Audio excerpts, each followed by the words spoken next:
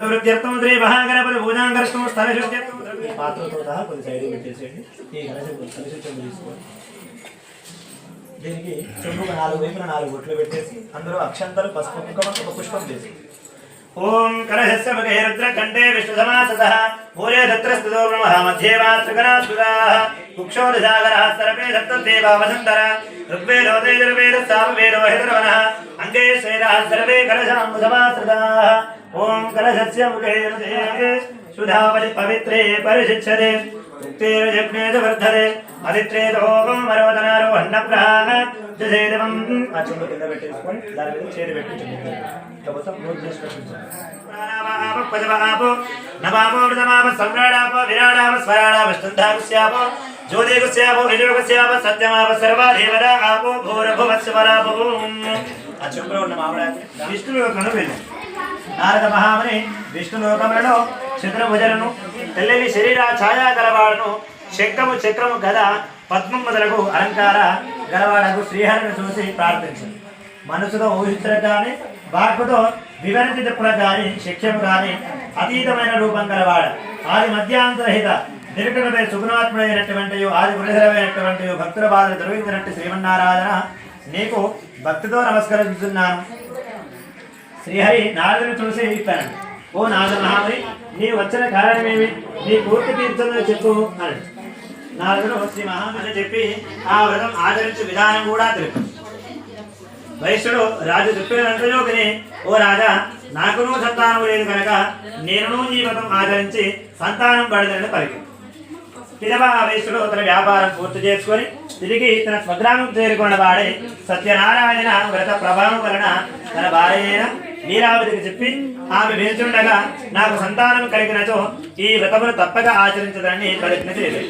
ఒక దినమున లీలావతి ధర్మ పరిణామంపై భర్తతో సుభిక్షించి గర్భవతి అయి 10వ మాసమున ఒక కుమార్తెను కని ఆ వైశ్య దంపతులు తమ కుమార్తెను కళావతి అని పేరు పెట్టి అల్లారముద్దగా పెంచుతుండరి. ఆ కళావతి శుక్లపక్ష చంద్రుని వరే దినదిన ప్రవర్తమానయుచుండేది. అప్పుడు లీలావతి భర్తను చూసి నాదా మనకు సంతానం కలిగినచో సత్యనారాయణ వ్రతం చేయుదునని ప్రతిజ్ఞ చేసేది కదా, మనకు సంతానం కలిగినది కనుక వ్రతం చేయుడు అని. అందులో కాదడు అమ్మాయి వివాహ కాలంలో వ్రతం చేసేదని అప్పటికి ఆమెకు సమాధానం చెప్పి వ్యాపారం మనకై పట్టణంలోకి పోయి తర్వాత కొంతకాలమునకు కళావతికి యుక్త వేదన వచ్చును చూసి ఒక దూతను పిలిచి నీవు పోయి అమ్మాయికి తగిన వరణ వెతికి తీసుకుని రమ్మని చెప్పుకుంటుంది. సాధువు అను వైశ్యునట్లు చెప్పగా ఆ దూత వెంటనే కాంచనగరంకు పోయి యోగ్యుడైన ఒక వైశ్య కుమారుని చూసి తీసుకొని వచ్చింది. అతడు అన్ని విధములుగా తన కుమార్తెకు తగిన వాణ్యుడిని చూసి సాధువు ఆ వైశ్య కుమారునకు తన కుమార్తె అయిన కళావతిని ఇచ్చి మహావైభవంగా పెళ్లి చేశారు. ఆ ఆనందంలో నుండి ఆ వైశ్యుడు శ్రీ సత్యనారాయణ వ్రతము విషయం మరచిపోయింది. అందులకు సత్యనారాయణ స్వామి ఆ వైశ్యులపై కోపం వచ్చాడు. అప్పుడు వ్యాపారం బహునిపుడైన ఆ వైశ్యుడు అల్లుడితో కూడా వ్యాపార నిమిత్తం బయలుదేరి సముద్ర తీరమున గల రత్నసారపురమునకు పోయింది. ఆ రత్నసారపురమునకు చంద్రకేతు అను మహారాజు పరిపాలించింది. సాధువు తన వ్రతం చేయకుండాటి చూసి సత్యనారాయణ స్వామి కోపించిన వాడే అతనిని శపించాడు. దీనికి దారుణమైన కఠిన దుఃఖము కలుగుగాక అని శపించాడు. ఆ రాత్రి దొంగలు రాజుగారి కారాగృహం నుండి కొంత ధనమును అపహరించుకొని ఆ వర్తకున్న చోటుకు చేరుకుంది. రాజభటులు ఆ దొంగలను పట్టుకులకు నలుమూలలా వెతుకుతూ తమ దగ్గరకు వచ్చినట్లు చూసి ఆ దొంగలు ఆ ధనమును ఆ వర్తకుల చెంత వదిలి పారిపోయింది. రాజభటులు ధనము అక్కడ నుండి చూసి ఆ వైశ్యులే దొంగలను నిశ్చయించుకొని వారిని కట్టి రాజగడికి కోలుకొని పోయింది. భటులు రాజును చూసి ప్రభు ధనముతో కూడా చోరులు పట్టి తీసుకొని వచ్చినవి విచారించి తగిన శిక్ష విధింపు అని విన్నవించి రాజు ఏమయో విచారం ప్రగనే వీరిని తీసుకుపోయి కారాగృహం బంధించడని ఆజ్ఞాపించారు. భటులు వైశ్యులను తీసుకుపోయి కారాగృహం బంధించని ఎంత ప్రార్థించిన వారి మాట వినేవారలేకపోయని ఆ చంద్రకేతు మహారాజు ఆ వైశ్యుల పడగంతున్న ధనవంతులు తన యాదీనం గావించుకులను మరియు సత్యనారాయణ స్వామి శాపం వలన ఆ వైశ్యుని యొక్క భార్యయు కుమార్తెయు అనేక కష్టముల పాలయ్యి వారి గృహమనందున్న ధనవంతులు చోరుడు అపహరించుకొని తీసుకొని పోయిరి. మరియు లీలావతికి రోగం వచ్చను, మనోవిచారం అధికమయ్యను, తినడుకు తిండి అయినా లేక ఇంటింటి తిరుగుచూ భిక్ష వెతుకుని బ్రతుకుతుండేది. కళావతియు అన్నము లేక తిరుగుతుండేది. ఆమె ఒక దినమునగా ఆకలిగా నుండి ఒక బ్రాహ్మణుడు వెళ్ళి చేరుకుంది. ఆ దినమున ఆ బ్రాహ్మణుడి ఇంట సత్యనారాయణ వ్రతం జరుగుతుండగా చూసి కళావతి ఆ వ్రతం పూర్తిగానంత వరకు అక్కడనే ఉండి ఆ వ్రతం చూసి కథ విని స్వామిని ప్రార్థించింది. కళావతి ప్రసాదం కూడా స్వీకరించి రాత్రికి ఇల్లు ఆలస్యముగా చేరుకొనను. తల్లి కళావతిని చూసి ఇట్లా, అమ్మాయి ఇంత రాత్రి వరకు ఎక్కడి నుంటివి అని అడిగారు.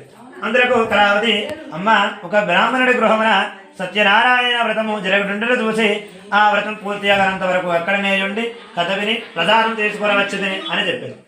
అది విని లీలావతి సంతోషించి తాను వ్రతం చేయవలని తన మనసులో సంకల్పించుకొని ఆ వైశ్యుని భార్య అయిన లీలావతి బంధువులతోడను మిత్రులతోడను కూడి ఉన్నదై దైవభక్తితో సత్యనారాయణ వ్రతం చేసి, ప్రభు మా అపరాధం క్షమించి నా భర్తయు అల్లుడు సుఖముగా ఇల్లు చేరుకున్నట్లుగా అనుగ్రహింపము అని ప్రార్థించింది. లీలావతి సత్యనారాయణ వ్రతం చేయడం వలన స్వామి సంతుష్టుడై ఆ రాత్రి చంద్రకేతు మహారాజునకు స్వప్న సాక్షాత్కరించి కారాగృహమున అన్యాయముగా బంధింపబడిన వైశ్యులు నిపుణుడు ప్రాతకాలం నుండి విడిచిపెట్టము, వారిను వారికి ఇచ్చివేయము, లేనిచో నీ సర్వేశ్రేష నశిస్తాయని చెప్పి అదృశ్యమయ్యాడు.